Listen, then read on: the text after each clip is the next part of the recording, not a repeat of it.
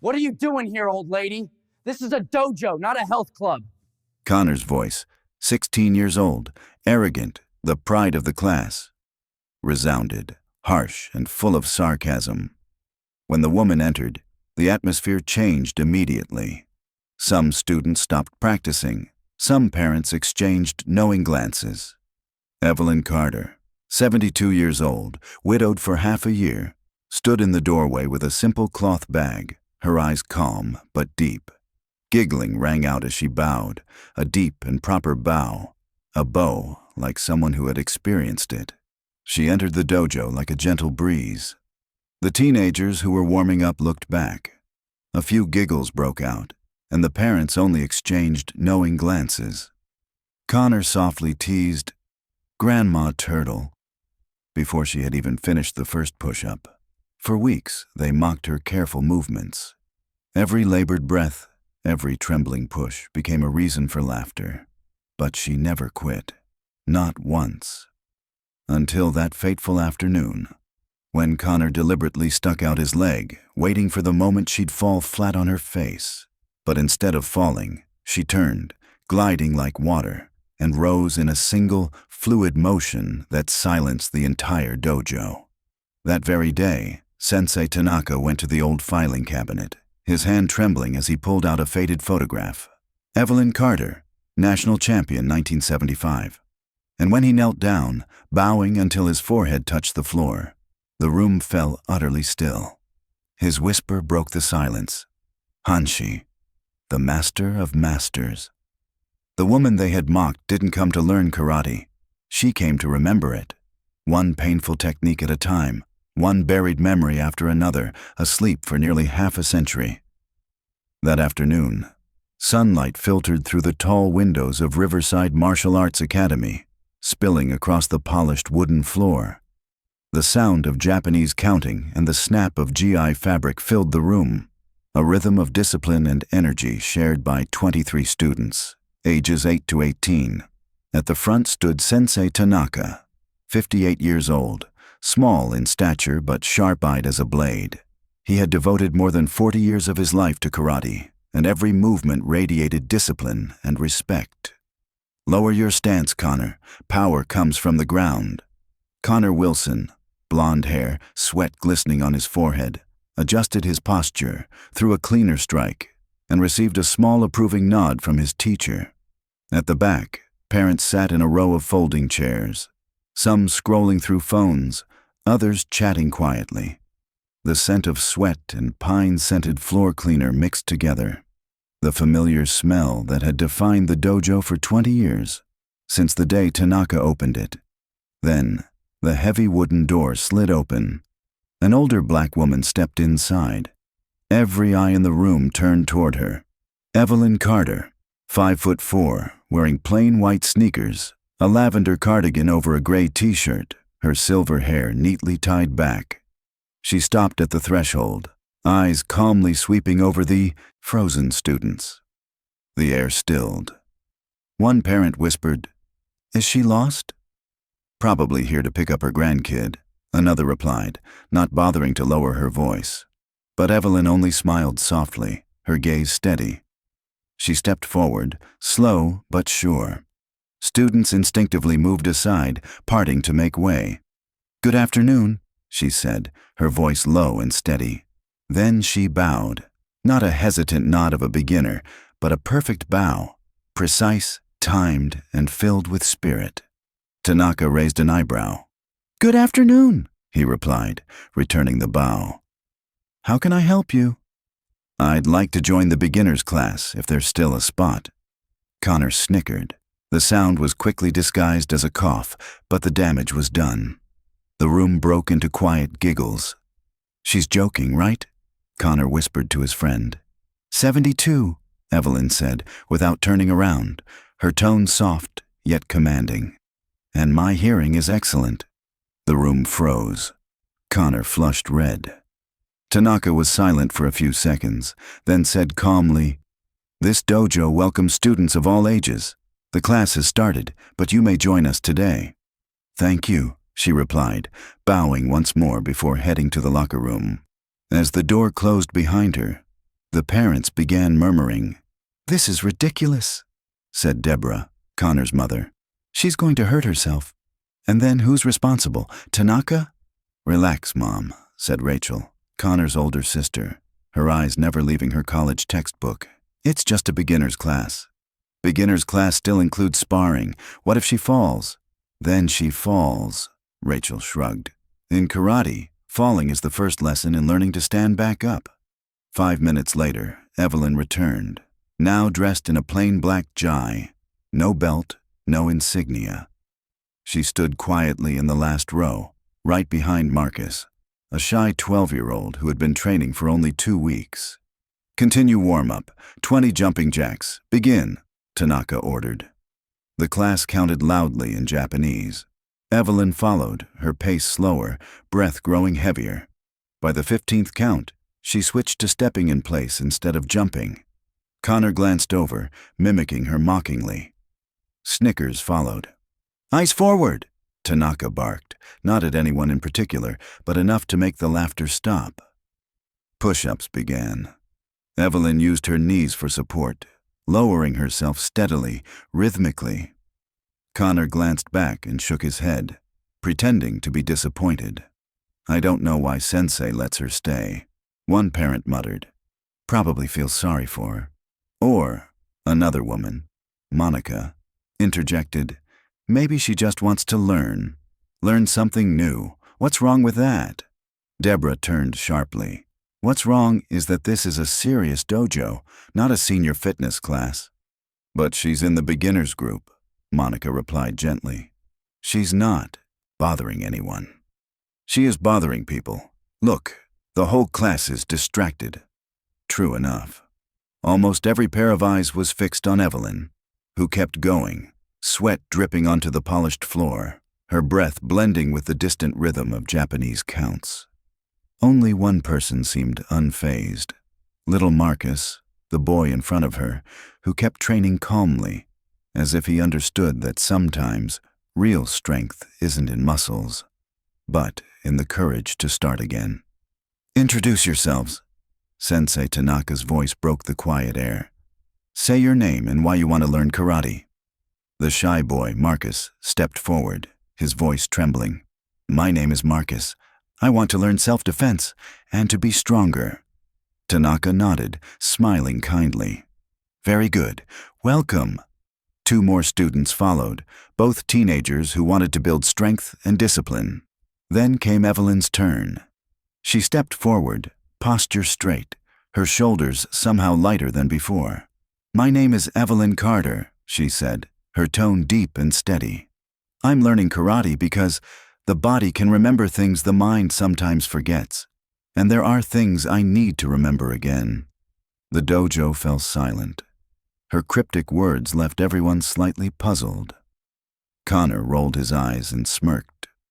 "Welcome, Carter-san," Tanaka replied, his voice lower than usual, carrying a weight no one else could quite grasp. "Everyone, back to your places. We'll begin with basic defensive stances." The class resumed. The rhythm of movement and counting filled the air. But among the rows of young arms striking with vigor, Evelyn Carter stood out, not for weakness, but for precision. Though her movements were slower, her breathing heavier, every stance was executed with uncanny correctness. Her feet never drifted. Her strikes followed the perfect line. So much so that Tanaka had to pause. "Carter-san," he called. All eyes turned to her. "Your block is very good, but remember to rotate your wrist at the end, like this." He demonstrated. "Yes, Sensei," Evelyn replied, instantly correcting the motion. "Flawlessly." Connor leaned toward his friend, whispering, "The old lady's the teacher's favorite now, probably pitying Grandma Turtle." The nickname spread within minutes, slithering through the room like a poisonous grin. When the command, "Yame," signaled the end of class, everyone knelt in neat rows. Evelyn knelt too, slowly, her hands resting on her thighs, trembling slightly but needing no help. "Musuko," Tanaka said. The dojo fell into meditative silence. In that stillness, Evelyn's ragged breathing gradually steadied. When Tanaka called Mokuso Yame, everyone opened their eyes and bowed deeply in gratitude. Evelyn bent low, her forehead touching the floor, the angle of her bow so perfect, it was clear she'd done it 1,000 times before. Sensei ni rei. Arigato. Gozaimashita. The class echoed together. As they stood, Connor deliberately stepped across her path. Nice work, Grandma, he said sweetly. Maybe next time, try doing real push-ups? Evelyn looked him straight in the eye, her lips curving slightly. Perhaps next time, you should remember, the first battle in karate is with your own ego. Connor's smile faltered for a moment before he forced out a laugh. Whatever you say, Grandma Turtle. When the class had cleared out, Tanaka approached. Evelyn was wiping her sweat with a small towel, her movements steady, deliberate. The dojo is open for free practice on Tuesday and Thursday evenings, he said quietly. You're welcome anytime. Thank you, Sensei, she replied. Their eyes met, and for a fleeting moment, something passed between them. Memory, perhaps. Recognition. Then it vanished. As Evelyn left, she overheard Deborah whisper to a friend by the door. I give her 2 weeks, tops. Once the soreness hits, she'll quit. 1 week, the other replied. Just watching her breathe makes me tired. Evelyn walked past without a word, head held high. Before stepping out, she bowed once more, deeply, respectfully, toward the dojo. Only one person saw it. Sensei Tanaka, standing in his office doorway, eyes quiet and unreadable. 3 days passed. On Tuesday evening, the first rain of the season drummed against the dojo's metal roof, a steady, ancient rhythm. There were only 15 students in class that night, but Connor was still there. When Evelyn entered, the whispers began again, louder this time. Well, look who came back, Connor called out, just loud enough. Grandma Turtle survived last time. Connor, came Rachel's voice from the viewing area. She was studying while waiting to drive him home. Stop picking on her. Connor shrugged, half smiling. I'm just surprised, sis. At that age, walking is already an achievement. Evelyn didn't respond. She simply nodded to Marcus, the 12-year-old boy beside her. You came back, ma'am, Marcus whispered. And so did you. Evelyn smiled softly. That's enough. Class began. The focus that night. Stance transitions, from horse stance to front stance, then to back stance. Simple in theory, but the essence of karate itself. Connor continued his mockery, imitating Evelyn's movements with exaggerated slowness. Laughter trickled across the room. But tonight, something was different. Evelyn's horse stance was low, steady. Her knees did not shake. When she shifted to front stance, her weight centered perfectly, her feet never breaking alignment. When Tanaka commanded them to hold front stance for 60 seconds, she remained solid, even as younger students began to wobble. Carter-san, Tanaka called, his tone warm but firm. Would you demonstrate the back stance for the class? She stepped forward, shifted, her weight, 70% to the back leg, front foot light, body upright, hands poised. Watch carefully, Tanaka said. This is the correct posture. The room was silent. Thank you, Carter-san. Connor clenched his jaw, anger flashing in his eyes. As Evelyn walked past him, he casually stuck out a foot, just enough to trip her. But instead of falling, she turned with emotion, rolled forward, caught herself on one knee, and rose in one seamless, fluid motion, like smoke rising. It happened so fast that half the class hadn't even processed what they'd seen. Oops, sorry, Connor said loudly, feigning innocence. Didn't see you there. Evelyn looked at him, her gaze still and calm as a pond. Awareness of your surroundings is essential in karate, Connor. Perhaps you should work on that. A few chuckles escaped, but this time they were aimed at Connor. From the viewing area, Monica Davis frowned. Did that boy just try to trip her? Jennifer shrugged. Come on, don't make a scene. Kids fool around. But Monica's eyes hardened. She knew. That wasn't fooling around anymore. She shouldn't be here if she can't handle the pressure, Deborah snapped, her voice sharp as a blade. That wasn't pressure, Monica replied, anger flashing in her eyes. That was cruelty, deliberate cruelty. Maybe if she didn't slow the class down, the kids wouldn't be frustrated. Deborah shot back, stepping into the dojo in a glittering evening dress that looked absurdly out of place on the wooden floor. Monica turned fully toward her, voice steely. She pays tuition like everyone else. She has every right to be here. Rights and wisdom, Deborah retorted coolly, aren't always the same thing. People her age should know their limits. And people your age, Monica said, no longer holding back, should know that teaching your child to bully others is never the right lesson. The viewing area thickened with tension. Rachel, Connor's older sister, looked up from her book, silently observing. On the mat below, the class moved into a basic combination drill. Punch, block, punch, kick.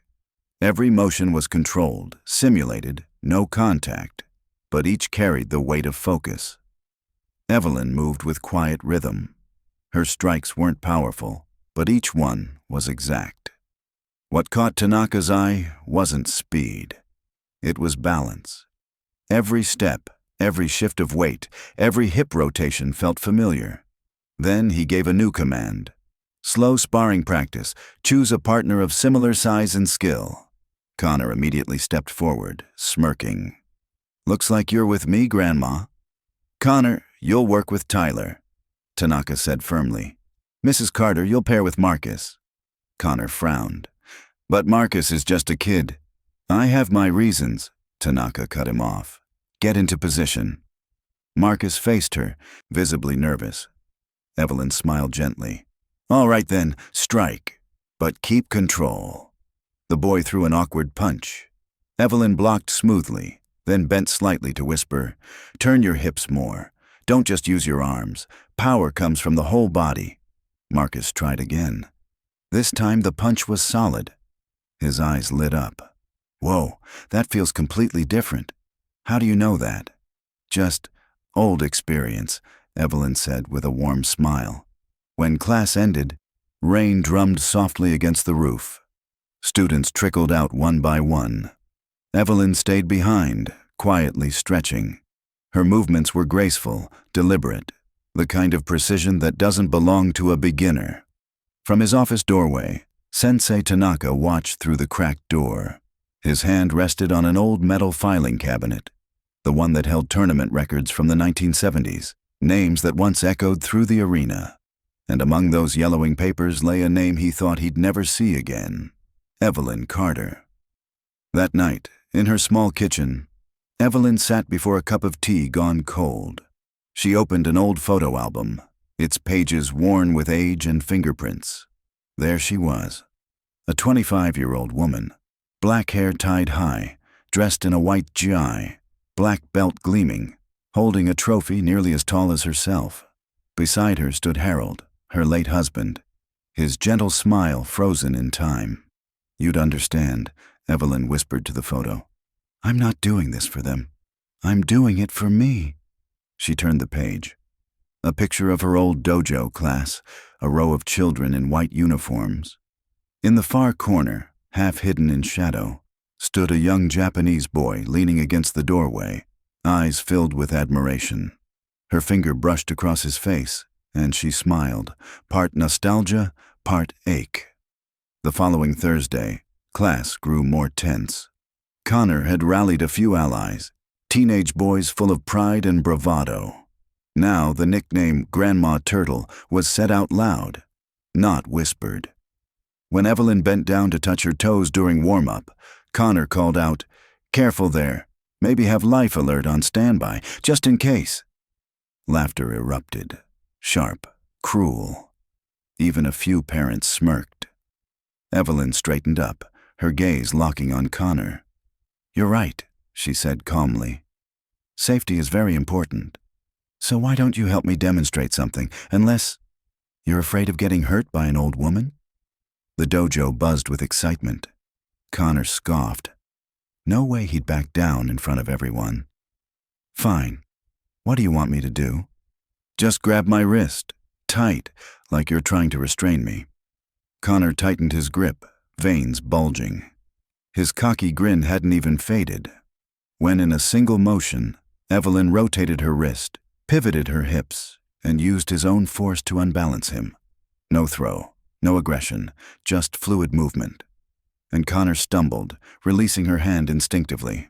That, Evelyn said, looking around the class, is called using your opponent's strength against them. In karate, as in life, the strongest person isn't always the one who wins. Control and technique. That's real power. Connor's face flushed red. The dojo went completely silent. The same kids who had laughed before now looked at her differently, a mix of awe and reluctant respect. Up in the viewing area, even the parents who'd once smirked were quiet, their eyes lowered. That's Aikido, Tanaka said, stepping onto the mat. Not part of tonight's curriculum, but a perfect demonstration of a core principle. Thank you, Carter-san. When class ended, Connor stormed into the parking lot, scowling. Rachel sat in the car, watching as he threw his gym bag onto the back seat. She humiliated me, he snapped. You've been humiliating her all week, Rachel replied calmly, starting the engine. Call it karma. Whose side are you on? The side that doesn't bully 72-year-old women, she said flatly. Honestly, Connor, you used to be a good kid. She doesn't belong there, he shot back. She's turning the class into a joke. Rachel turned to him, her expression firm. No, Connor. The one turning it into a joke is you. And trust me, everyone sees it. Later that night, Monica invited Evelyn to a small cafe near the dojo. Rain still tapped gently against the windows, the glass fogged with steam. Can I ask you something? Monica said softly. You've trained before, haven't you? Evelyn was silent for a moment, then answered, It's been a very long time. Maybe another lifetime. Then why come back now? Evelyn's eyes drifted toward the window, where headlights stretched into blurred ribbons of light. My husband, Harold, passed away 6 months ago. We were together 48 years. When he left, I felt like I was fading away too. One day I realized I'd forgotten what it felt like to be strong, so I came back here, to remember. Monica gently squeezed her hand, eyes warm. I'm so sorry about him. Evelyn smiled faintly. He'd have loved this. Me in a dojo again, teaching arrogant boys a lesson in humility. He always said I was too patient with difficult students. Were you an instructor? Monica asked. Evelyn just smiled. Something like that. Meanwhile, back at the dojo, Tanaka hadn't gone home. He sat in his office, the soft yellow light illuminating an old tournament program from 1973. The black and white photo was faded, but the words were still clear. Evelyn Carter defeats reigning champion, National Kumite gold medalist. He picked up the phone and scrolled to a name he hadn't dialed in decades. Lila, it's me, Tanaka. Yes, it's been years. Listen, do you remember the name Evelyn Carter? You won't believe this. She just walked into my dojo. Outside, the rain fell harder, as if the sky itself wanted to hear what came next, when past and present would finally collide. In her small apartment, Evelyn stood in front of the bathroom mirror, examining the faint bruises forming on her wrist, the mark left by Connor's rough grip. She touched it lightly, then smiled. Still there, aren't you? She whispered to herself. For the first time in months, the woman in the mirror looked like her, not the shadow of grief she'd become, but someone returning to life. The following days, tension in the dojo hung thick as a drawn bowstring. The whispers and mockery grew louder, yet cracks began to appear in the wall of prejudice. A few students hesitated before laughing. A few parents stopped clucking their tongues, and Evelyn Carter. She was only just beginning her journey. That Tuesday was unusually warm. Spring air drifted through the open windows, making the dojo feel heavier than usual. 2 weeks had passed since Evelyn's first class. and her presence had become an unignorable ripple across the group. Tonight, that still surface was about to shatter. Connor stood at the front, demonstrating for the newer students. A sharp punch, a clean foot slide, a spinning roundhouse that drew admiring oohs from the younger ones.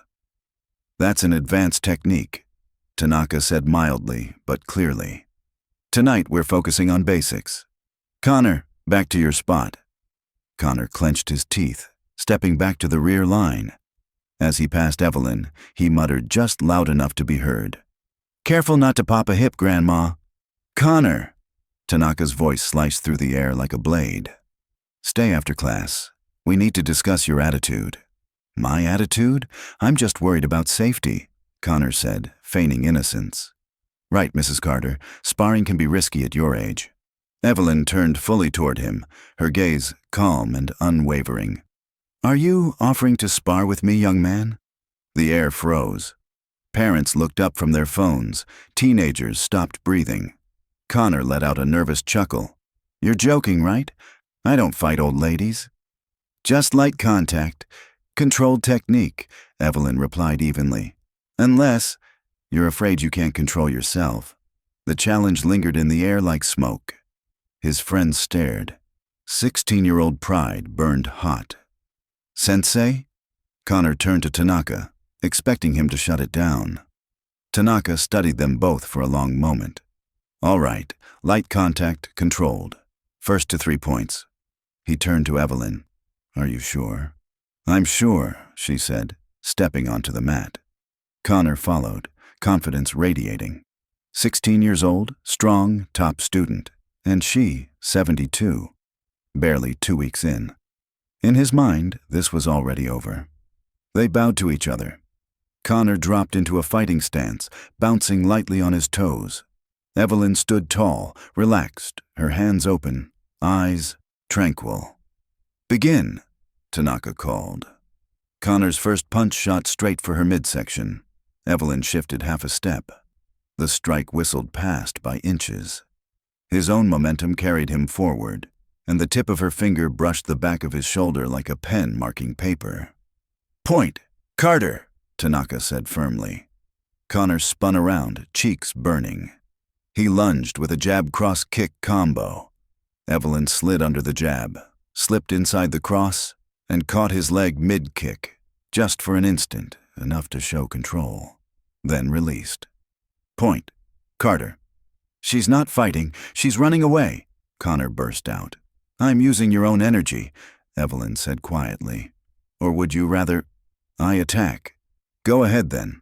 Show me what you've got, Grandma." Evelyn's face didn't change, but her center of gravity shifted. She glided forward, smooth, fluid, like she was carried by water. Connor swung a defensive punch. She was already inside his range. Her hand touched his chest, light, precise, perfectly timed, just enough to make him step back to regain balance. "Third point, Carter, match over." The dojo erupted in gasps. Marcus clapped once, a sharp slap in the stunned silence, then dropped his hands, face flushing. Connor stood frozen, completely lost. How did she?" Tyler stammered from the edge of the mat. "Experience," Tanaka said softly. "Thank you both. Back to your places." Evelyn returned to the back row, passing Leo, Monica's 10-year-old son, who had joined the week before. "Can you teach me that move?" he whispered. "After class," she said with a wink. Leo grinned from ear to ear. For the rest of practice, Connor was silent. His punches were stiff, his kicks off balance.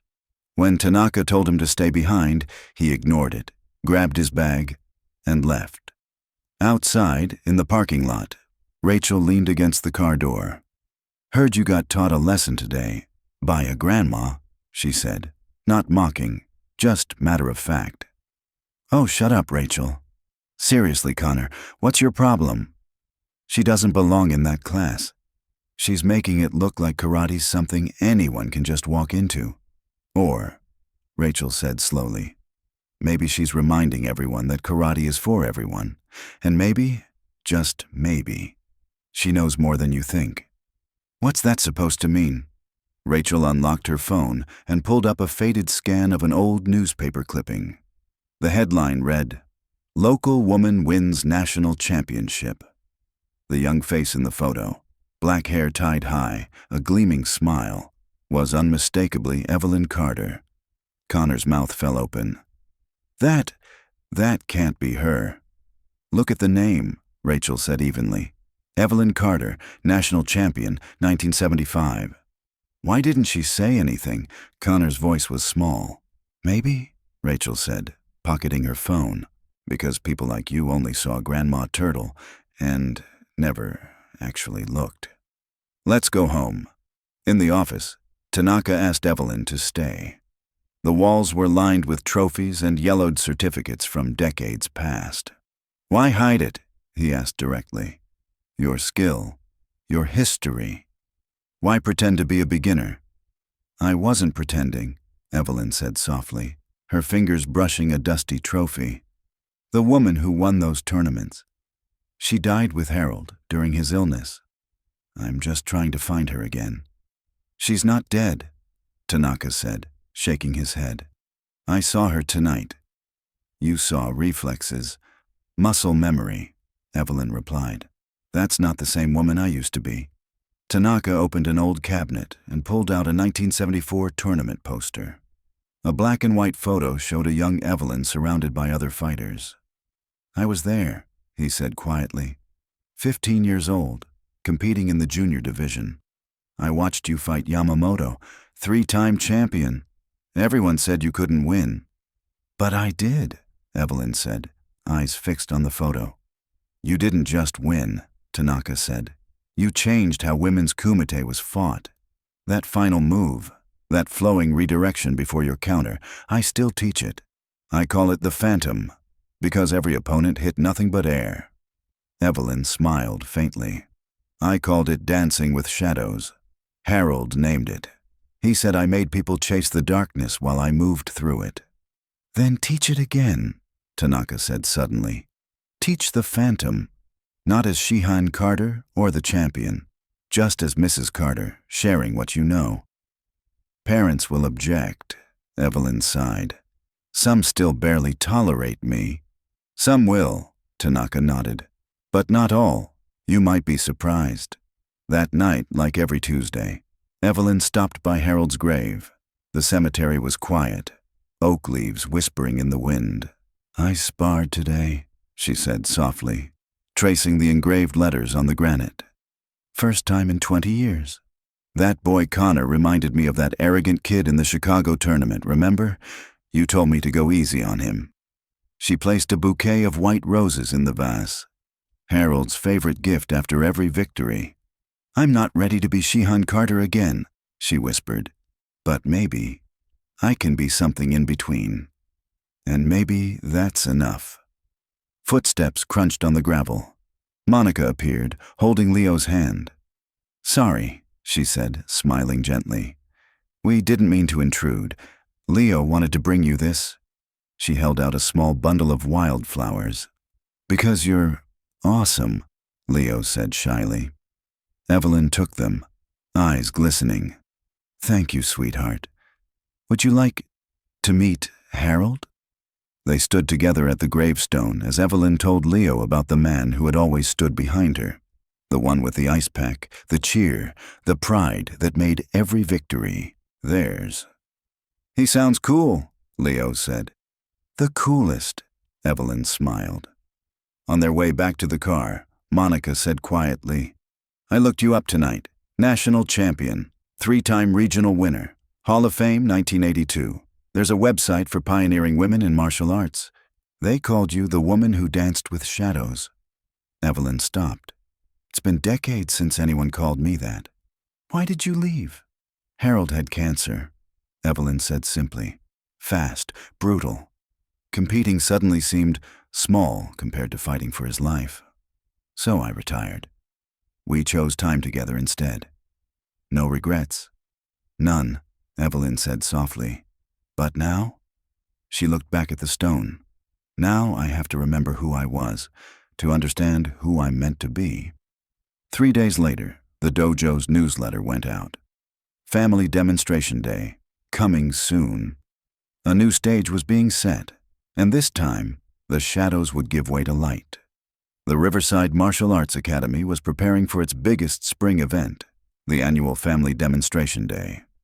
This year, thanks to Connor's suggestion, Deborah Hale invited several potential sponsors, turning the show into a full-fledged social affair. Before class on Thursday evening, Deborah intercepted Tanaka at the entrance. "We need to discuss the lineup. Connor's been practicing an advanced kata. This is our chance to impress the Morrisons. They're considering sponsoring the tournament team. Every student will have an opportunity to perform," Tanaka replied evenly. "You can't possibly mean to let some beginners on stage, can you? That would cheapen the dojo's image." "Anyone who wants to perform may do so," Tanaka said, tone unchanged. Deborah narrowed her eyes. "My husband and I donate $15,000 a year. The Morrisons could triple that. I suggest you think carefully about your lineup."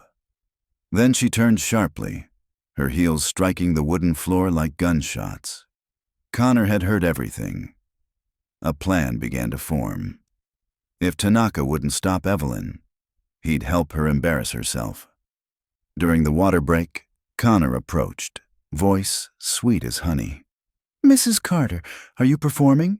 Everyone else is. If you don't, it'd look odd. People might think you're scared." "I haven't decided," Evelyn said, wiping sweat from her forehead. "Leo said he's performing with you," Connor added. "His mom told mine. You wouldn't want to disappoint the kid, right?" Evelyn's gaze softened as she looked at Leo, practicing his white belt kata with sweet, clumsy focus. "I'll think about it," she said quietly. "Perfect," Connor grinned, turning away. A week later, the rumor had spread across the dojo. Grandma Turtle is going to perform. More than a few people were waiting for a laugh. Over coffee, Monica tried to talk her out of it. "You don't have to prove anything to anyone." "I know," Evelyn smiled. "But Leo wants to perform with me, to show that age isn't a barrier in karate." "It's a nice thought," Monica said gently. "But some people here can be cruel."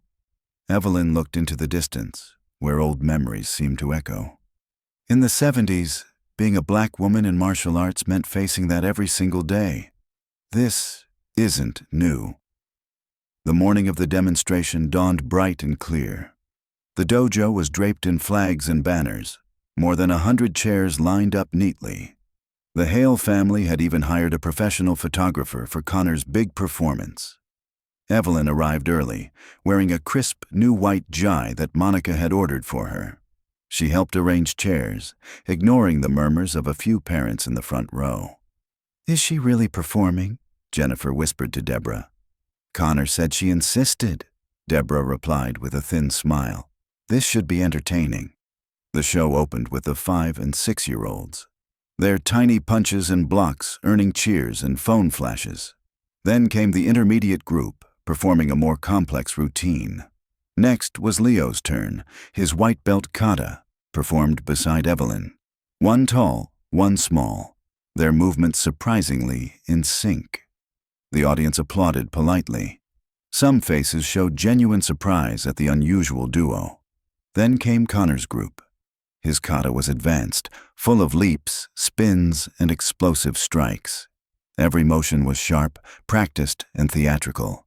The crowd erupted in applause, especially the Morrison guests that Deborah had been courting. "Excellent form," Mr. Morrison nodded. "He's been training for 8 years, Deborah said proudly. "Our best student." Connor finished with a flying low kick, landing perfectly. As he bowed, his eyes scanned the crowd until he found Evelyn, and he smirked. "Before we continue," Connor suddenly said, grabbing the microphone from Tanaka's hand, "I want to recognize our newest student, Mrs. Carter. Let's welcome her to the floor. Everyone should see that our dojo welcomes students of all ages and abilities." The words were polite, but the sarcasm was razor-sharp to anyone who knew him. "That's not on the program," Tanaka said firmly, reaching for the mic. "I just want to be inclusive, Sensei," Connor replied sweetly. Mrs. Carter, please, show us what you've learned." A murmur rippled through the audience. Monica started to rise, but Evelyn placed a calming hand on her shoulder. "It's all right." She stepped onto the mat. The air went still, calm as glass before a storm. A few phones were raised, ready to record what everyone assumed would be a disaster. Evelyn stood motionless for a long second, breathed in, out. Then she began. She opened with a basic kata, one everyone knew. But the way she moved was different. Each transition flowed like water, her breathing aligned perfectly with her strikes, her stillness anchoring the rhythm of the entire room. Then, suddenly, the pattern changed. She shifted into an advanced form, one no one recognized. It was a story told through motion, of battles won, losses endured, and strength rediscovered through silence. The chatter stopped. Even Connor's smirk faded. Evelyn executed movements impossible for her age. A light knee jump that seemed to lift her off the ground, a chain of spins that looked soft as silk, yet powerful in their control. She wasn't performing moves. She was expressing mastery. Then, at the climax, something happened. Near the mat's edge, a water bottle tipped over, a slick patch spreading toward her feet. Connor held the bottle, his face suddenly still. Evelyn's foot hit the wet spot. A collective gasp went up. But she didn't fall. She pivoted, rolling with the slip, turning it into a smooth spin that ended in a defensive stance, seamlessly weaving it into the kata as if it had been planned. Her final punch came slow and deliberate. She held the stance for 3 breaths, then released. The dojo was silent. Marcus clapped first. Leo jumped up, cheering. Monica followed. And then, like dominoes, the entire room rose to a standing ovation. Connor stood frozen, the water bottle still in his hand. "How?" someone whispered. Tanaka took the microphone, his voice low but steady. "What you've just witnessed is the performance of a master. That kata has never been seen in this dojo, because it takes decades of discipline to perform." "But she's a beginner," Deborah protested. "No," Tanaka said, meeting Evelyn's eyes. "She isn't." He left the stage briefly, then returned holding an old framed photograph. A young woman mid-kick, her opponent already falling. The caption beneath read, "Evelyn Carter, National Champion, 1975. "Allow me to introduce," Tanaka said clearly, "Shihan Evelyn Carter, multiple-time national champion, a pioneer of women's karate, and one of the first black women to break racial barriers in the sport. She trained under Master Sato, who was also my teacher. In our lineage, she is not just my peer, she is my senior, my Shihan." The room seemed to quake with the weight of his words. "Why didn't you tell us?" Connor said, voice cracking. Evelyn looked at him, not with triumph, but with quiet understanding. "Because a true martial artist doesn't need to announce their strength," she said gently. "They show it through character. I came here to find what I had lost, not to prove anything to anyone. I, Connor began, but the words wouldn't come. "You've already shown who you are," Evelyn said gently. "Now you have a choice. Learn from this, or let your ego keep you from growing. Every martial artist faces that choice, every single day." Mr. Morrison stood up. "Shihan Carter, would you consider teaching a special class? It would be my honor to sponsor it." Tanaka stepped forward. "Shihan Carter is always welcome to teach here, but the choice is hers." Every eye in the dojo turned toward Evelyn. Astonished students, parents full of quiet shame, Monica's proud smile, and Leo bouncing with excitement. "I will teach a class," Evelyn said finally, her voice firm as oak. "Next week." A warm, thunderous applause followed. And in that storm of sound, Connor realized the event he'd meant to humiliate someone had become a moment of awakening for everyone. "The class," Evelyn told the crowd, "will be about humility, respect, and the true meaning of strength. Everyone is welcome, regardless of age or rank. When the demonstration ended and the crowd began to drift away, Connor approached her. He bowed low, voice barely a whisper. "I'm sorry. I was awful to you." "Yes," Evelyn said plainly, without anger, only honesty. "Why didn't you defeat me?" Connor asked, eyes fixed on the floor. "That day, you could have humiliated me completely." "Because if I had," Evelyn said slowly, "you'd have learned only one thing, that the stronger person wins. And that's already what you believe." He stayed silent. "I wanted to teach you something else," she added. "And did you?" Evelyn smiled softly. "The answer's still waiting. The lesson's been given. Whether you learn it, that's up to you." She turned and began walking away, her steps light on the wooden floor. "Shihan Carter," Connor called out. She paused, turned her head. "Will you teach me? I mean, really teach me?" "Ask me again next week," Evelyn said with a warm glint in her eyes. "When you know what it is you truly want to learn." That evening, the dojo stood empty. The last light of the day angled through the high windows, glinting on the polished floor. Evelyn sat in quiet meditation at the corner of the mat, hands folded. Tanaka approached and stopped beside her. "Your secret. It's out now," he said. "It was never really a secret," Evelyn replied. "Just a piece of the past I wasn't ready to reclaim." She rose slowly, her movements weary but peaceful. "Now I remember why I loved this art," she said, looking out over the empty floor. "Not for trophies or fame, but for moments like this, when a young man starts questioning the wrong things he once believed. When a community learns that strength can come from the most unexpected place." "You really plan to teach a class?" Tanaka asked. "Yes," Evelyn nodded. "But not as the champion I once was. As the teacher I am now." Tanaka bowed deeply. "It will be an honor for this dojo to have you." When Evelyn stepped outside, she found a small crowd waiting. Parents, students, even those who once mocked her. They parted instinctively as she passed. Some bowed. Connor stood beside his sister Rachel. When Evelyn walked by, he bowed deeply, voice steady. "Osu, Shihan." "Osu," Evelyn replied, nodding gently. The storm that had rumbled for weeks had passed, leaving not ruin, but clarity. In the car's rearview mirror, Evelyn saw her reflection. The woman looking back wasn't the young champion of the past, nor the fading widow she'd been. She was something new, someone forged from both her past and her present. "All right, Harold," she said softly to the empty passenger seat. "Let's see what comes next." The next morning, sunlight spilled through the kitchen window.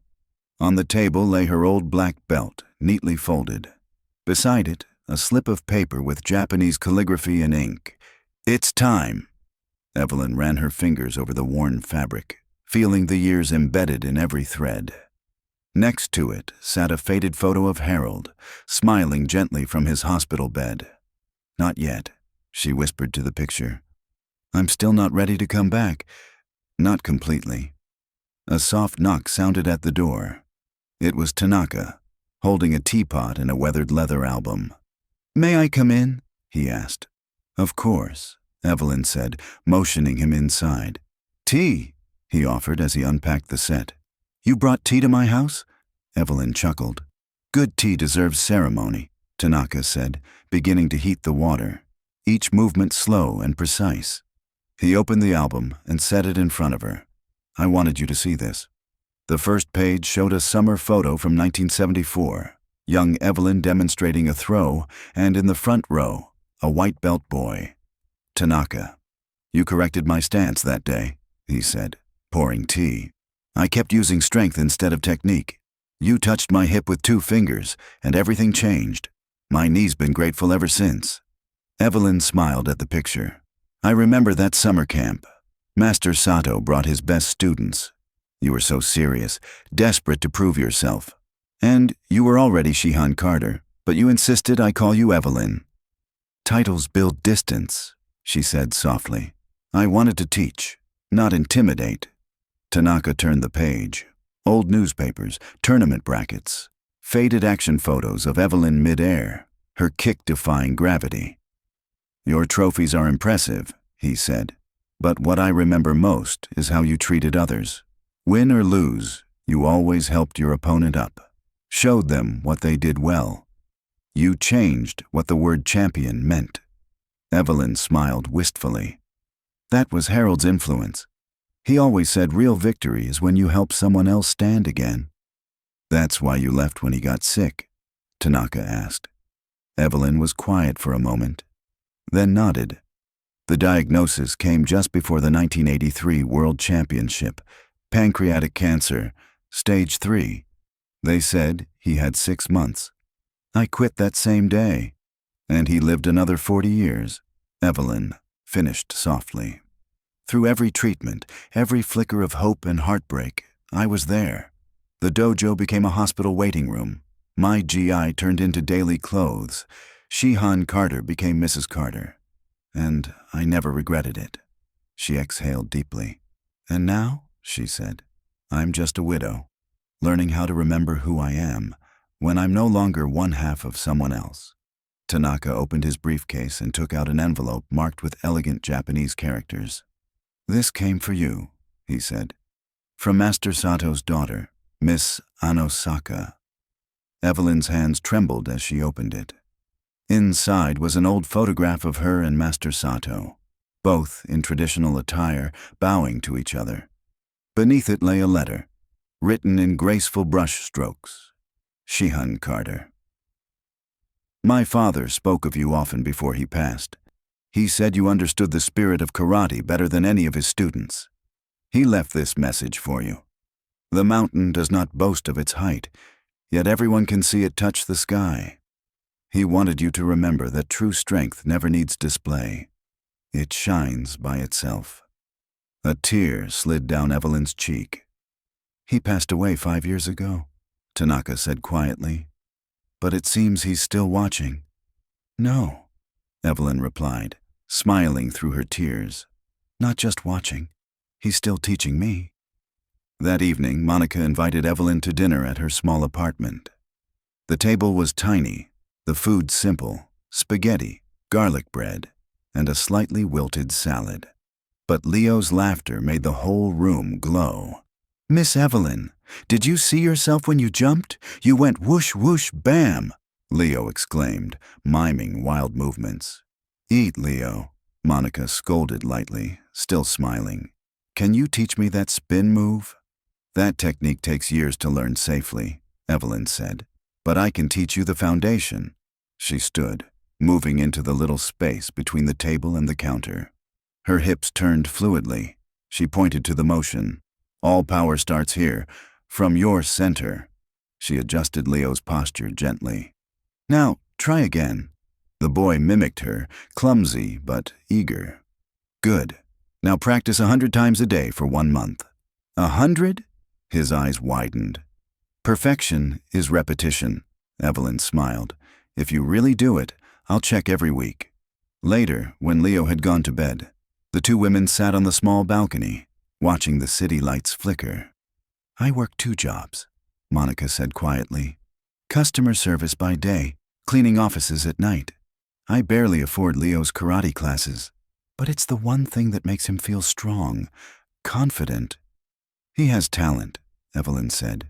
"No," Monica replied softly. "He has you. Since you showed him those small corrections, he stands straighter. When the older boys try to push him, he doesn't hit back. But he doesn't back down either. That's real strength." A moment of silence passed. "Why did you really come back?" Monica asked. Evelyn looked up at the sky. Only a few faint stars piercing the city glow. 6 months ago, at a supermarket, a young man bumped into me and made me drop my bag. He didn't even notice. That's when I realized I'd become invisible. Not just old, unseen. Harold always saw me, even at my weakest. After he died, I looked through our old photos, the tournament tapes, and I didn't recognize the woman in them anymore. She was strong, certain, fearless. I needed to know if any part of her was still inside me. And maybe, as the streetlights shimmered across her face that night, the answer became clear. That woman had never vanished. She'd just been waiting for the right moment to return. She was still there, not the same as before, but wiser, tempered by loss and time.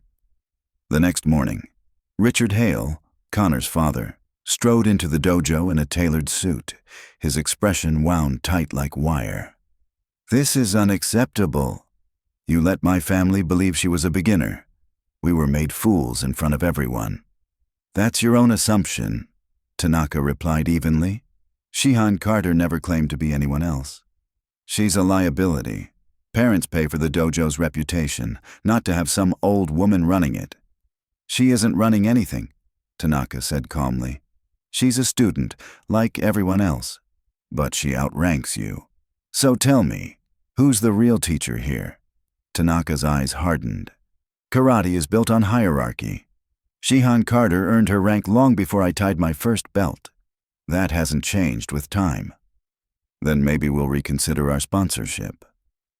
"That's your right," Tanaka said, voice steady. "Connor will still be welcome here, with or without your money. What matters is the man he'll become." Richard stormed out, pulling out his phone as he went. Within hours, an email circulated among the parent group. Subject line, "Concerns about dojo leadership." That afternoon, Connor arrived early. Evelyn was in the corner, quietly practicing slow, deliberate movements. "Shihan Carter," he began. "Mrs. Carter is fine, Connor. I wanted to apologize. Properly. I shamed the dojo, my lessons, and you. There's no excuse." "Apology accepted," Evelyn nodded. "But words are easy. What matters is what you do next." "That's why I'm here. My dad wants me to quit. He says this place is a joke now, but I want to learn, really learn. Not just techniques, but what you know. The real thing." "Why?" Evelyn asked, meeting his eyes. Connor hesitated, his voice rough. "Yesterday, when you turned that slip into part of your kata, you could have fallen, looked ridiculous, but you made it beautiful. That's when I realized I've been training wrong all along. I've only been trying to look strong, not be strong. And what's the difference? I don't know yet. That's why I need you to teach me." Evelyn nodded slowly. "Then help me lay out the mats. We'll start there." Before warm-up, Tanaka addressed the class. "There have been concerns about safety and age-appropriate content. Let me make something clear.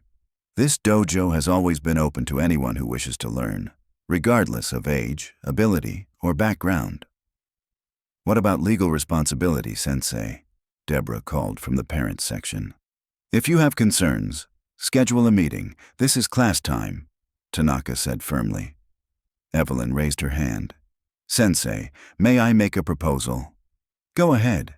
I'd like to offer a free supplemental class, Balance and Basics, focusing on stability and foundational movements. Open to everyone, especially seniors, those with mobility limits, or anyone who wants to train at a different pace." "Discrimination?" Deborah snapped. "Adaptive support," Monica answered immediately. "And voluntary." "I'll help," Connor said suddenly, surprising even himself. "If Mrs. Carter allows it, I could use more work on my basics too." "I want to help." Leo raised his hand eagerly. "Me too," Marcus murmured.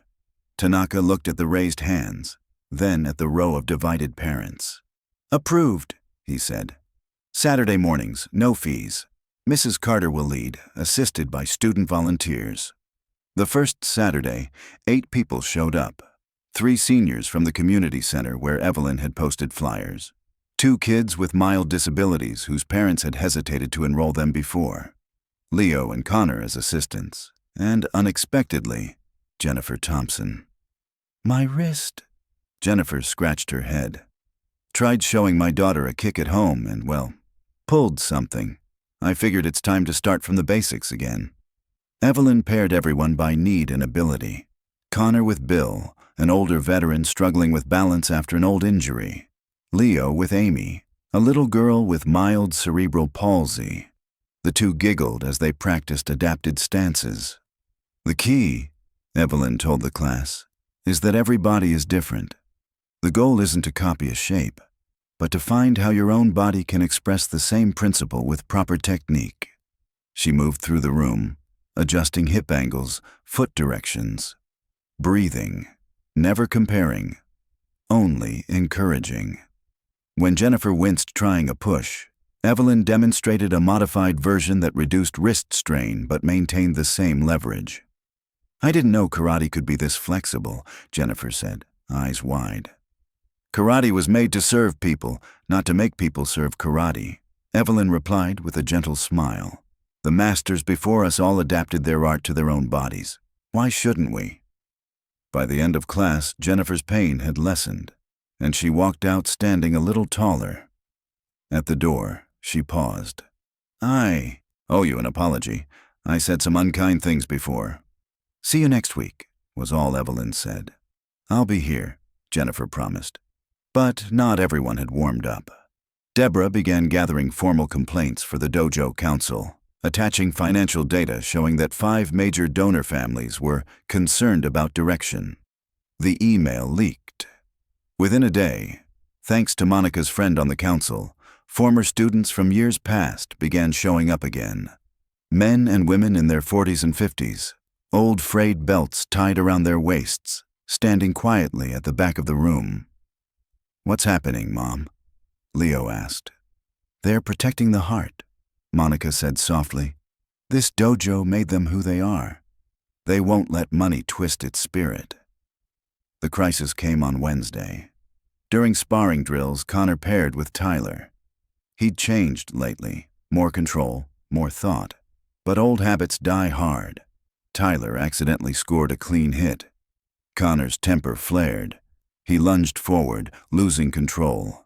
Tyler raised his hands, stepping back in surrender, but Connor kept advancing. Then, faster than a breath, Evelyn moved.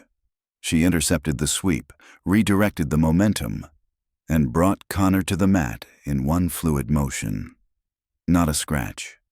That's enough, she said quietly, but her authority filled the room. Connor sat where he'd fallen, panting, face burning with shame. I'm sorry. I don't know why I got so angry. Anger, Evelyn said loud enough for all to hear, is the heaviest GI you can wear. It drags you down. Every move becomes harder. You can't fight effectively when you're still fighting yourself. She offered him a hand and pulled him up. Every time anger rises, you have a choice. Feed it or release it. Releasing is harder, but it's what separates a brawler from a martial artist. How do you release it? Connor asked honestly. Practice, Evelyn said. Like every technique, it takes repetition. Each time you choose control over chaos, it gets easier. But remember, Connor, only you can make that choice. That night, Connor didn't go home. He stayed behind after class. Evelyn was still there, her slow kata moving like the rhythm of a heartbeat. Dad's pulling our sponsorship, Connor said quietly. My parents are fighting. Mom wants to move me to another dojo, one that focuses on competition. And what do you think? Evelyn asked. I think I'm finally learning something real here. But if my family pulls out, and the Morrisons and the others follow, the dojo's survival isn't your burden. Evelyn cut in gently. Your only responsibility is your own path. Rachel said you gave up everything for your husband. Trophies, fame, maybe even money. Evelyn met his gaze, her voice warm but firm. I didn't give anything up. She paused, her words deliberate, each one landing like a step on the mat. I chose love. I chose to be present when the person I loved most needed me. Karate teaches us to know what truly matters. And now, I'm choosing to teach you what real strength means. Not because others see it, but because you will know it. Connor nodded, eyes bright with unshed tears. So, tomorrow we start again. From horse stance? Evelyn smiled. Horse stance, then breathing, then letting go of anger. They both turned toward the stillness of the dojo, a space where strength was no longer performance, but a way of being. "You gave up everything," Connor whispered. Evelyn smiled, her eyes gentle but deep. "No, I chose love over glory. I chose presence over performance. 40 years with Harold were worth more than every trophy I ever owned. But now you're alone." Evelyn looked around the dojo. The lights, the laughter, the breathing of the students warming up. "No," she said softly. "I'm not alone." Tanaka paused, his voice soft but resonant across the silent hall. "And no one embodies that spirit more than the woman you are about to see step onto this mat." Evelyn took a deep breath. The sound of her GI brushing the polished floor was the only thing audible as she walked to the center of the dojo. She didn't speak, she simply bowed. For a moment, the entire room held its breath. Then, the faint rhythm of traditional kata music began. Slow, solemn. Evelyn moved. The opening was a deep exhale, calm, centered, followed by a sequence of movements that flowed like water over stone. Every strike, every block carried its own rhythm, not of force, but of understanding. Then came the shift. The turn of the hips, the glide across the floor, her arms cutting through the air like wind. Connor whispered under his breath, "The ghost technique." No one else in the room had ever seen it. Evelyn wasn't performing. She was remembering. Each movement carried decades of memory, of discipline, of loss, of love, converging into one seamless flow. The final motion was a soft reversal, her arm tracing an invisible circle, finishing in a stance that was light, grounded, and utterly still. 3 breaths passed. Silence. Then the dojo erupted into applause, thunderous, rising like a wave. Leo cheered. "She really did it." Marcus's eyes filled with tears. Bill pressed his hands together and bowed low. In the back row, Deborah sat frozen. The pride and defiance in her eyes dissolved into something else. Maybe realization, maybe shame. Connor stepped forward and bowed deeply before Evelyn. "You didn't just teach me karate," he said, voice steady. "You taught me how to live." Evelyn placed her hand gently on his shoulder, smiling with a warmth that filled the room. "Thank you, Connor, but you learned it yourself." Tanaka stepped up, holding a microphone. "There's something Shihan Carter doesn't know," he began, his voice thick with emotion. He pointed toward the projection screen. The old footage resumed, not of tournaments, but of people, former students, each appearing on video. "Thank you, Miss Carter. You kept me from quitting. You taught me not to be afraid." And finally, the face of Anosaka, Master Sato's daughter. "My father once said some people don't need crowns because their light shines on its own. Shihan Carter is one of them." The room fell silent again. Evelyn bowed her head, tears glistening in her eyes. Tanaka raised a printed letter high for all to see. "It's my honor to announce, with full approval from the City Youth Sports Foundation, that Shihan Evelyn Carter will officially serve as director of the Balance and Basics program for the entire district." Applause roared again, longer, warmer than before. Monica hugged Leo. Bill and Jennifer clapped non-stop. Even Connor smiled, not in pride this time, but in humility. Evelyn looked around the dojo, the faces, the breath, the shared energy. "Thank you," she said softly. "If karate has taught me anything, it's this. It's never too late to begin again." That night, the dojo slowly emptied.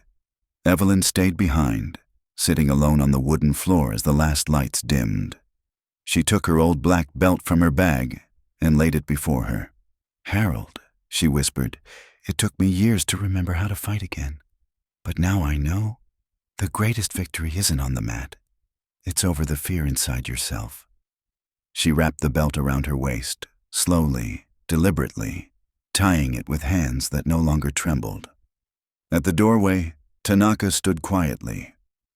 "Welcome back, Shihan," he said. Evelyn looked up, smiling. "No, she replied gently. Welcome all of us back.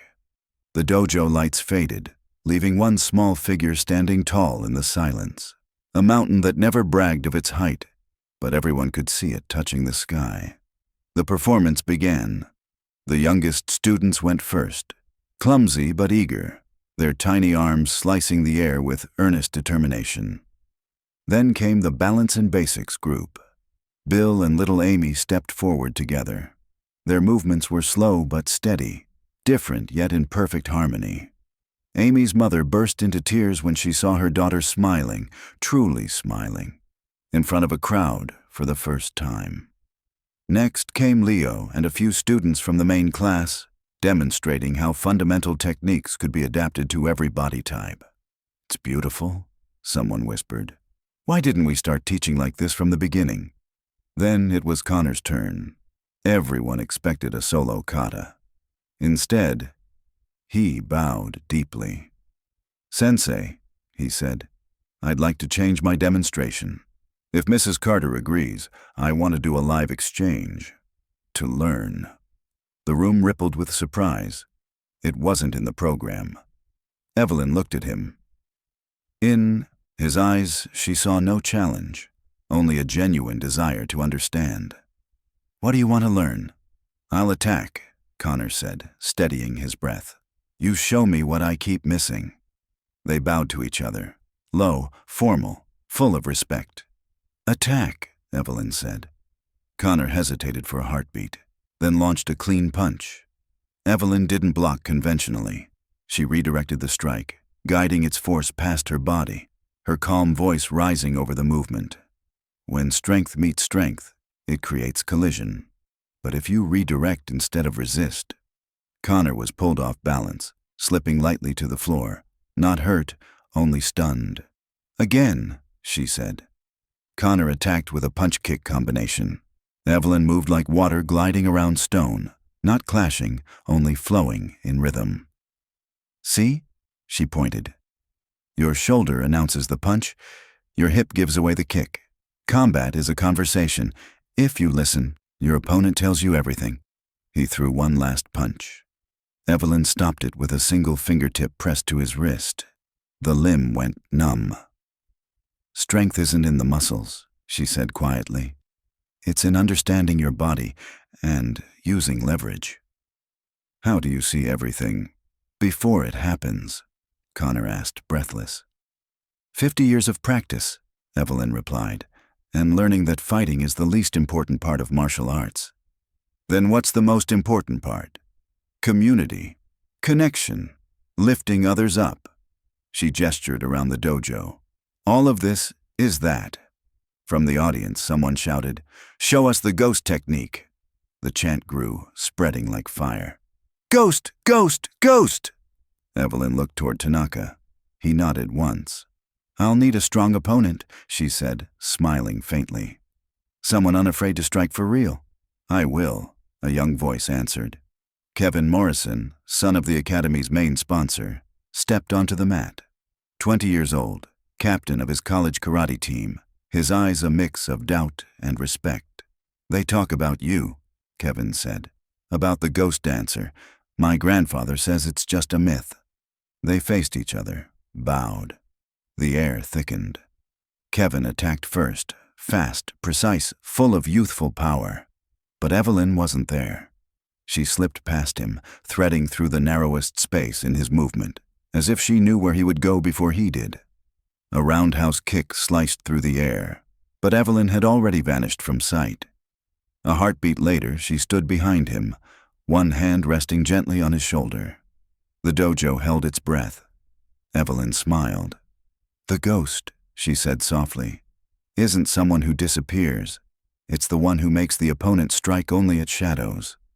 Then, slower, her voice carried through the silence, and in the end, that's what the opponent becomes, swinging in the dark while you stand steady in the light. The dojo erupted in thunderous applause and cheers. Even Deborah Hale, the lifelong skeptic, sat frozen in astonishment. Please, teach us, Kevin Morrison said, bowing deeply. Please. Before Evelyn could answer, Tanaka stepped forward, holding an envelope sealed with red wax. "Before we continue," he said solemnly, "there is something that must be announced." He broke the seal and read aloud, his tone ceremonial. "To Riverside Martial Arts Academy, we have learned that Shihan Evelyn Carter has returned to teaching. According to the final wish of Master Sato, if Shihan Carter were ever to take students again, she shall be recognized with the title of Hansi, Grand Master of Transmission, and Honorary Chief Instructor of the entire lineage. This is not an invitation. It is the execution of our founder's last will." Tanaka stepped closer and bowed so deeply his forehead touched the mat. "Hansi Carter," he said, voice reverent, "we are honored to learn from you." A wave of respect rippled outward. The entire dojo bowed as one. Evelyn stood still, overwhelmed. I never sought this title," she whispered. "The greatest masters," Tanaka smiled, "never do." From the crowd, Laya Park emerged, holding a folder. "And one more thing," she said. "I've spoken with the National Martial Arts Heritage Foundation. They want to record your techniques and teaching philosophy, so future generations can learn from you." Laya unfolded a bronze plaque, her voice filled with pride. "They've proposed a $50,000 grant to establish the Evelyn and Harold Carter Memorial Training Program," Laya announced. Evelyn's knees softened, and Connor quickly moved to pull a chair behind her. "Harold," she whispered. "And I did a little research," Laya continued. "Harold Carter, civil rights attorney who worked pro bono for over 3 decades. He deserves to be honored too." A tear slid down Evelyn's cheek. Monica handed her a tissue. Leo clung tightly to her arm. "But there's one condition," Laya went on. "You have to lead it, officially, not assist, not advise. Lead." Evelyn looked around. Connor, steady gaze. Bill and Amy, smiling, waiting.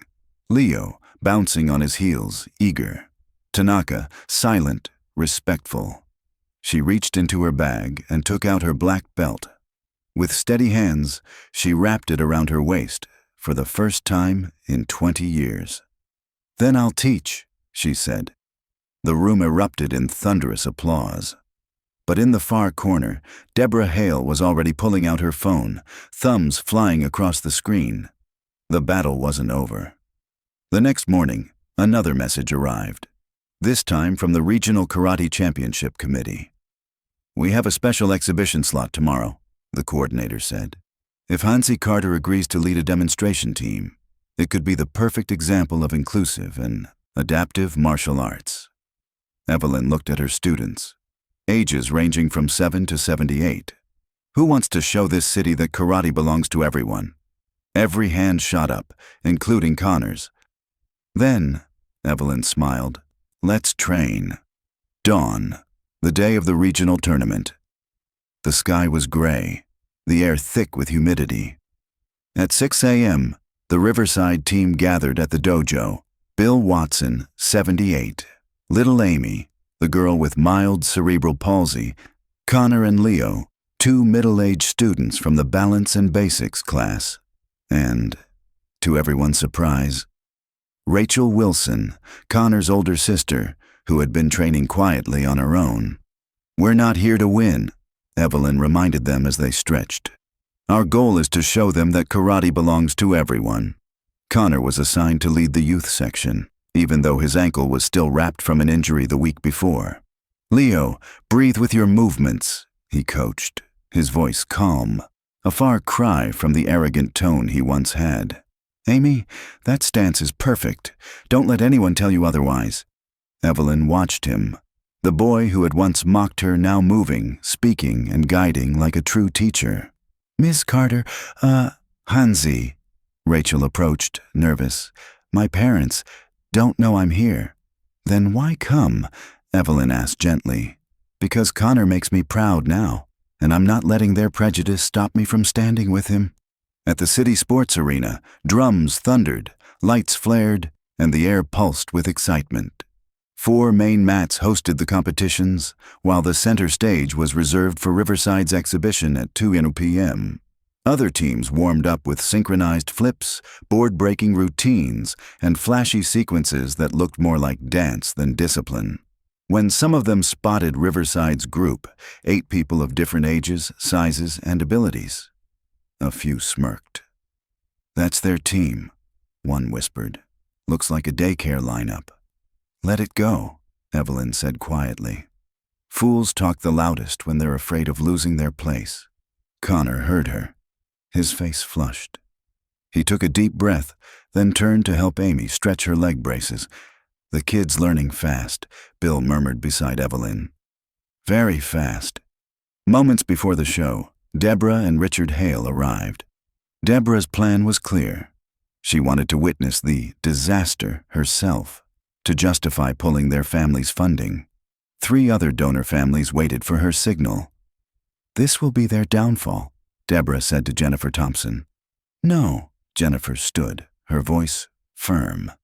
"The only fall today will be the blindness of those who try to destroy what's beautiful."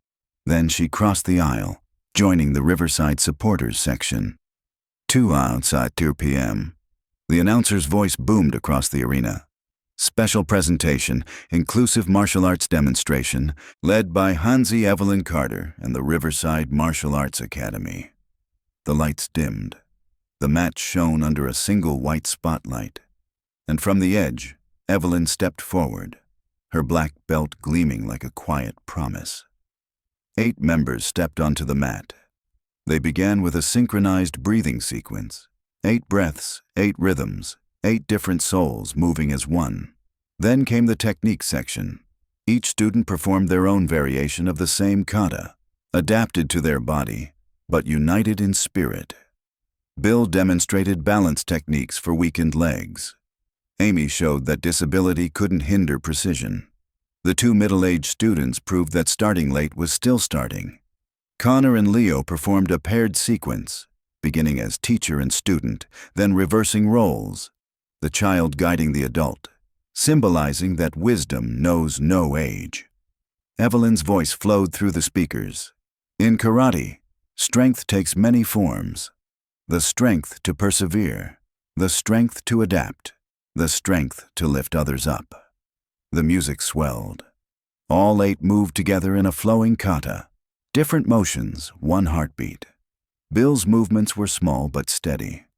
Amy's were modified but powerful. Connor's were calm, no longer aggressive. And then Evelyn stepped forward alone. 72 years old, yet her body moved light as smoke, steady as stone. She performed the ghost technique, a dialogue with the invisible. Each motion told a story, of students, of pain, of victories fought quietly. The hall was silent, only the sound of breath and the faint creak of the wooden floor beneath her steps. When she ended with a deep bow, light reflected off the black belt tied around her waist, not just a symbol of mastery, but of a journey completed and renewed. Somewhere in the crowd, a reporter whispered to his colleague, "No one in this room will ever see karate the same way again." At the back, Deborah Hale bowed her head, her phone slipping from her hand. For the first time, she understood. What had just happened wasn't a performance. It was a legacy reborn. The arena held its breath, 5,000 people frozen in perfect silence. Evelyn finished with a simple bow. A few seconds passed in stillness. Then, applause. It started from a distant corner and spread like sparks across dry grass. Within moments, the entire audience was on its feet, cheering, clapping, roaring for 3 full minutes. In the crowd, Deborah Hale stood motionless, her face caught between pride and shame. Beside her, Richard clapped slowly, his voice low and thoughtful. "Maybe we were wrong." "Richard, don't be ridiculous. Look at our son, Deborah. Really look at him." On the stage, Connor was helping Amy step down, his face glowing, not with pride in himself, but in his team. He high-fived Bill, hugged Leo, and bowed deeply to Evelyn. "When was the last time you saw him this happy?" Richard asked. Deborah had no answer. After the performance, reporters surrounded Evelyn. Sensei Carter, your story is incredible. What made you return to teaching after 20 years? Evelyn looked at her team, then toward the seats, where Monica was wiping away tears. Grief, she said honestly. I lost my husband, and thought I lost myself, but these students, this dojo, they reminded me that we're never too old to grow, and never too broken to heal. What's next for your program? Expansion? Evelyn replied. The grant will let us open free classes for seniors, for people with disabilities, and for children who can't afford training. Karate should be a right of access, not a privilege. Connor stepped forward. May I say something? The cameras turned toward him. 2 months ago, he began, I was a jerk. I mocked Sensei Carter, thought strength meant putting others down. She taught me that real strength means lifting others up. If someone like me can change, anyone can. Connor, Deborah interjected, embarrassed. Stop this right now. No, Mom, he said firmly. I need to say it. He turned back to the reporters. I used to be a bully. Sensei Carter had every right to humiliate me, but she chose to forgive and to teach, and that's the kind of person I want to be. That evening, when everyone returned to the dojo, a spontaneous celebration had formed. Former students, current students, parents, and neighbors filled the room. Someone brought cake. Someone hung string lights. The air was warm and joyful, like a family that had just weathered a storm together. Tanaka tapped the microphone lightly. Today, this dojo has proven that tradition and inclusion can walk side by side, that respect matters more than profit, and that the martial arts family leaves no one behind. From the back of the room, Richard Hale stepped forward, Deborah following, her expression uneasy. I came here tonight to withdraw our sponsorship, he said. But after seeing my son today, seeing the man he's becoming, we've decided to double our contribution. On one condition, all of it goes to the Carter Memorial Program, so no one ever has to quit because they can't afford to learn. The room erupted in applause. Deborah smiled awkwardly, but something in her eyes had softened. Monica took the mic, pulling Leo up beside her. Leo has some good news to share. The boy raised a paper high above his head. I got the Spirit Award at school. The teacher asked why I changed, and I said, because of Sensei Evelyn, who taught us that everyone matters. Evelyn pulled him into a hug, tears shining in her eyes. Outside, Rachel found Connor sitting on the front steps. I'm proud of you, she said softly. I used to be awful, Connor murmured, half smiling. Yeah, Rachel chuckled. You were, but now you're better. Do you think I can make up for what I did? He asked. No, she said gently. But you can do better from now on. And that's enough. Inside, Evelyn stood before Harold's photo, now framed on the dojo's wall of honor. We did it, Harold, she whispered. Not the way we planned, but maybe just the way it was meant to be. Bill Watson approached, holding a glass of water. My granddaughter wants to join the program, he said. She's in a wheelchair. You think you can teach her? Evelyn smiled. I can try. That's enough. Bill nodded. All it takes is someone willing to try. As the celebration wound down, Tanaka raised his voice above the crowd. The council has reached its decision. Sensei Carter, we are appointing you as Chief Advisor for Tradition and Inclusion, granting you full authority to expand our adaptive programs. And our new dojo wing will bear the name, the Carter Center for Martial Arts Excellence. You don't have to name it after me, Evelyn began. Not just you, Tanaka said gently. After Harold, too. A reminder that love and martial arts are never separate, that helping others is the highest form of strength. Connor stepped forward, holding a small box. Inside lay a freshly embroidered black belt. We had it made for you, he said, opening it with care. One end says Evelyn Carter, the other Harold Carter, in Japanese. The pattern between them shows two paths crossing. Evelyn's hands trembled as she accepted it. Connor knelt in formal Seiza position. "Please teach me, Hansi," he said. "Not just the techniques, but the philosophy, the history, the heart of it." "Me too!" Leo shouted, dropping to his knees beside him. Rachel followed. Then Bill. Then Amy. Then the students from the Balance and Basics class. And even a few who had once opposed her. Within moments, 30 people knelt before Evelyn, their voices united. "Please, teach us." Evelyn's voice broke. "I'm 72, she said softly. "I may not have many years left to teach." Connor smiled. "Then let's not waste any more time." Evelyn looked around, Tanaka nodding, Monica smiling, Leo beaming with pride. In her heart, she heard Harold's voice again. "Your greatest gift isn't your strength. It's your ability to see the good in others." She took a deep breath. "Class begins Monday," she declared. 6 a.m. sharp, for anyone truly serious. New students also welcome. No one is turned away, ever. "OSU!" The dojo thundered in unison. As night fell, the dojo grew quiet. Evelyn stayed behind, moving slowly through a kata, Harold's favorite. Each motion carried his breath, no longer memory but presence itself. A faint sound made her turn. Connor stood in the doorway. "Sorry, I forgot my bag." "Connor," she smiled. "The first day you called me Grandma." "Turtle, I was furious." "I'm sorry.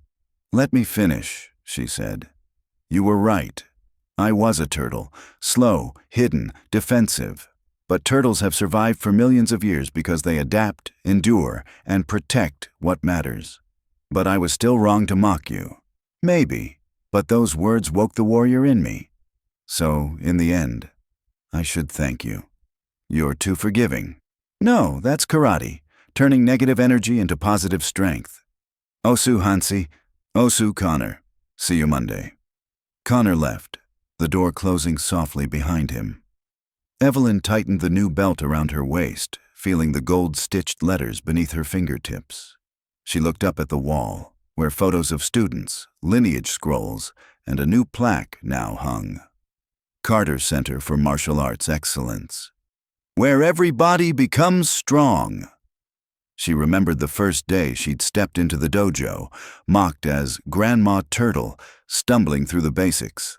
Now, she was Hansi Carter, teacher of teachers, bridge between tradition and renewal. But more than that, she was still Evelyn, widow, survivor, teacher, student. Living proof that change has no expiration date. The door opened once more. Monica entered with Leo, holding a small bonsai tree. "Leo says it's a bonsai," Monica smiled. "It's very old, but still growing every day." Evelyn laughed softly. "Just like you." "Not just me," Monica said. "Like all of us.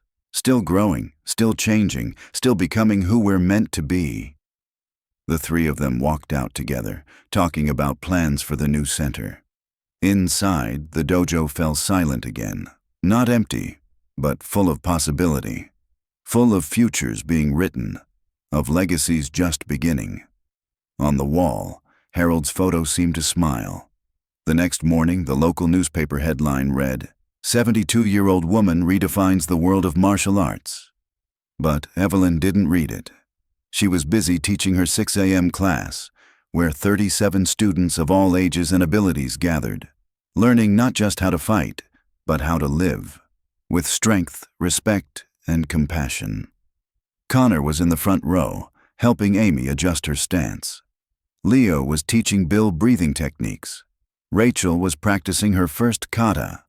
And Evelyn walked among them, correcting, encouraging, inspiring. Because that's what teachers do. That's what warriors do. And that's what a woman who refused to disappear will always do. Turn ridicule into respect, weakness into strength, and loss into legacy. One student, one day, one breath at a time. The doors of the Riverside Dojo, now the Carter Center, remain open, welcoming anyone brave enough to step inside and discover that true strength doesn't come from age or muscle, but from the courage to keep learning, keep growing, and help others rise. And so, they rise together, everyone rising together. In the end, Evelyn Carter didn't win through kicks or punches, but through calm, perseverance, and grace. The same dojo that once laughed at her now stood to applaud the woman they had called Grandma Turtle. Because real strength isn't found in youth, power, or titles, but in the ability to rise after loss, and inspire others to rise with you. While Connor once thought karate was about proving who's stronger, Evelyn taught him that true martial arts is about understanding yourself, turning pain into wisdom, and pride into compassion. A person who defeats others may be called a fighter, but the one who conquers themselves, that's a master. The story of Evelyn Carter reminds us, no matter your age, no matter how many times you've fallen, as long as you're willing to learn and change, you can begin again, stronger, kinder, brighter than ever. And you, if one day you're judged by your age, your looks, or your past, will you stay silent or stand up to show your true worth? Share your thoughts below. And don't forget to like, share, and subscribe to spread stories of strength, perseverance, and dignity. The very things that make us unbreakable.